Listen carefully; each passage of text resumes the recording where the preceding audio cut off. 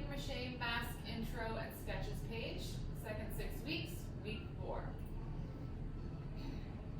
You're going to be working with paper mache. Paper mache is a very popular crafting technique that involves paper and adhesive, and we layer it over an armature and it creates a hard shell. It is a method named after the French term for chewed paper because they like to make their paper bits very tiny and then soak those in adhesive so they can form different shapes. Today we mostly use layers of paper, and for a quick overview you can watch this video to see that process. But our quick process is going to be theme and creation, and we're going to sketch that out. We'll alter the shape of our mask.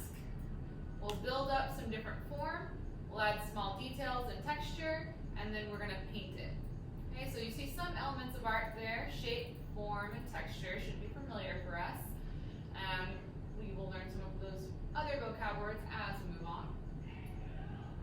Some of our masking samples from my previous years, what I really encouraged is how can they transform their cookie cutter mask into something unique. So all of my students started with this original mask and they turned it into a different creation.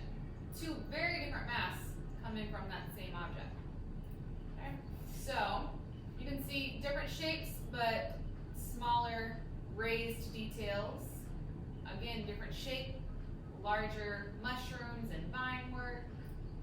This piece was probably one of the most successful masks, mostly because of how much detail she put into it. So not only did she choose a pig, but she gave this pig a lot of expression. Looking just at the ears alone, seeing how the ears are not just perked up, they're folded over. And then this pig has really been through some fights. We can see the pig's ears had big gouges through it. The really expressive eyebrows that are here has another cut through it, and that cut with that lighter pink versus a darker pink. Really big snouts, wrinkles in those snouts, and the really bloodied up, dirtied up tusks. Looking great. Again, great form. She focused on her nice painting skills, her theme really on duality. Seeing the feather here, and you would see the feather in the black as well.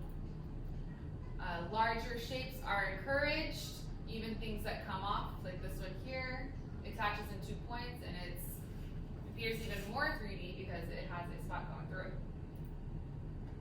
You'll see in all of these examples on that page that there is a lot of room to make this mask unique to your personality or your concept. Okay? Lots of different ways to approach this project. Last year they didn't have any examples from previous years to look at, so we looked at just regular masks. We looked up Venetian masks, party masks, masquerade balls, and we looked at different things that we liked about each mask. The biggest thing I told them was, if you like a mask, don't just pick it and copy it. Look at that mask and decide what you like. Do I like the flames coming around here? Do I like the expressive eyebrows? Do I like the weird nose? If I like those eyebrows, I'm going to take those eyebrows and I'm going to think, okay, I really like these antlers too.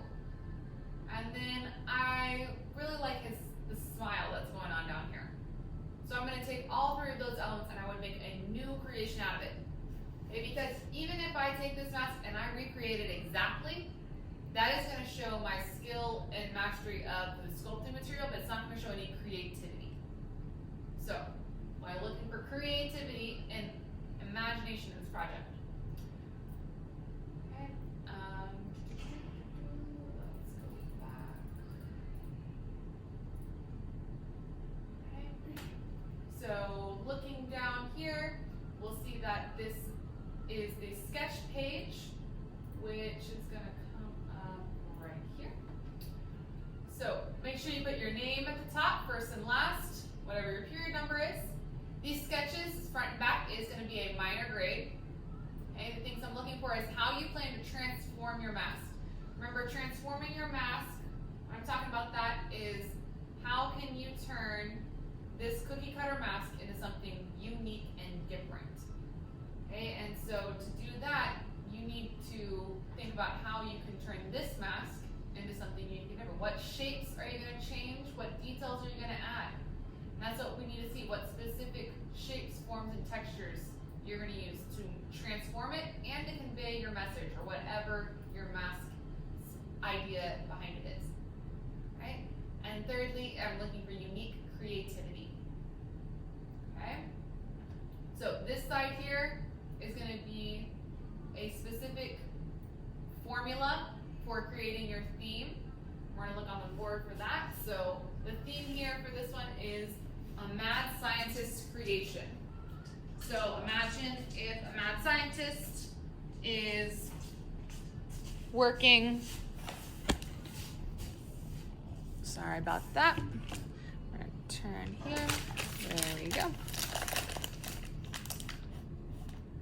So imagine a mad scientist is combining animals together. Okay, so one class has listed all these different animals. And so I'm going to think what animal sticks out to me and what do I want to use in that animal. So for example, let me get my example from last year actually.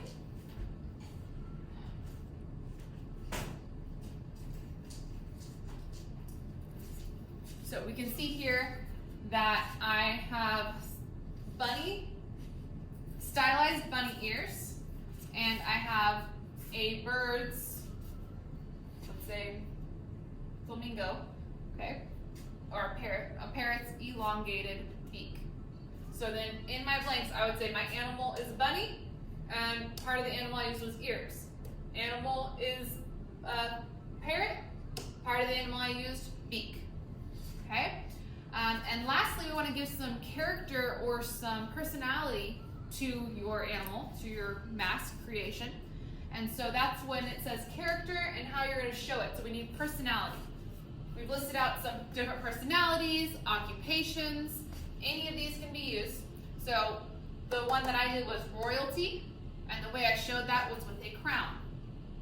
So it could be a vampire and it's got the teeth, or a genius and he's wearing glasses, or he's got a pencil tucked behind his ears, or angelic with some type of halo, or evil with the expression. Okay, so that's what we're looking for on this front side. On the back side, which we're going to turn around again,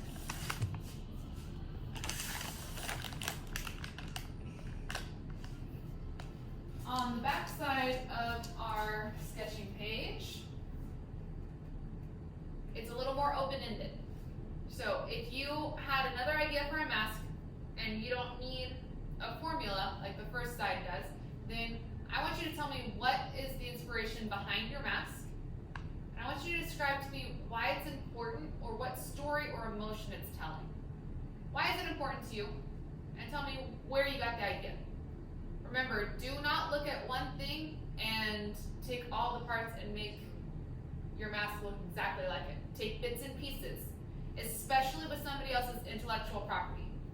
Okay, so don't pick a character and make that mask look exactly like that character. Pick parts and pieces. Alright? So, if this is intimidating to you, this open-ended, you can do anything you want, don't worry about it. Do this formula here, again, in a second way, in a different way. Do a second version of this formula, animal, animal, character. If you have an idea you want to do on your own, please do. Otherwise, do another